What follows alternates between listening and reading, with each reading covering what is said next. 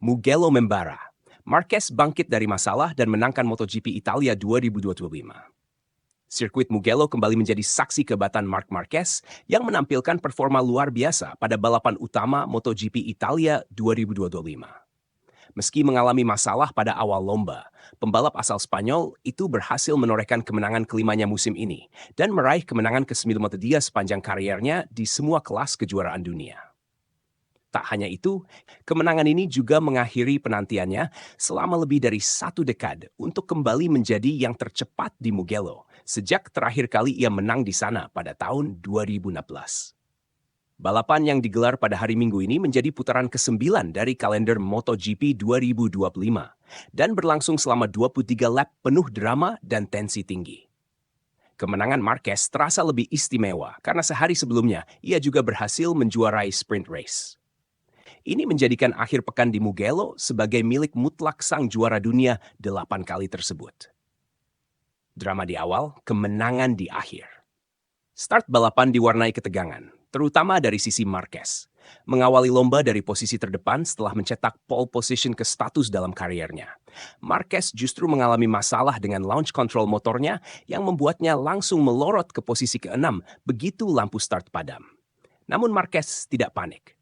Ia perlahan-lahan menyalip satu persatu rivalnya. Bahkan saat harus bersaing ketat dengan rekan setimnya sendiri, Francesco Bagnaia dan sang adik Alex Marquez. Bagnaia sempat memimpin balapan usai start disambut sorak-sorai penonton tuan rumah. Namun persaingan di lintasan sangat ketat.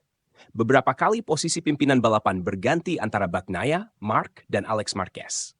Bahkan di tikungan San Donato, Bagnaia sempat melakukan kontak dengan ban belakang Marc yang membuatnya kehilangan ritme dan turun ke posisi ketiga. Pergantian pimpinan dan kejatuhan finalis. Balapan berlangsung semakin panas ketika Alex Marquez mampu memanfaatkan situasi dan memimpin jalannya lomba mulai lap keempat. Ia bahkan berhasil menciptakan jarak aman sekitar 0,5 detik. Tetapi Marc yang tetap tenang akhirnya berhasil kembali memimpin di lap ke-9. Sementara itu, Maverick Vinales yang tampil gemilang sepanjang sesi latihan justru mengalami nasib sial. Ia terjatuh usai insiden dengan Frankie Morbidelli. Morbidelli sendiri harus menjalani hukuman long lap penalti 2 kali karena keluar dari garis saat menjalani penalti pertamanya. Strategi ban dan serangan terakhir. Pada pertengahan balapan, Marc mulai menciptakan jarak dari Alex.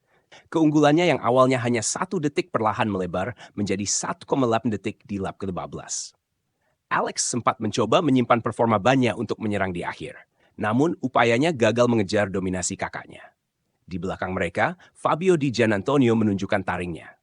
Dengan agresif, ia mendekati Bagnaia dan akhirnya menyalip pembalap tuan rumah tersebut 2 lap jelang finish untuk mengamankan posisi podium ketiga.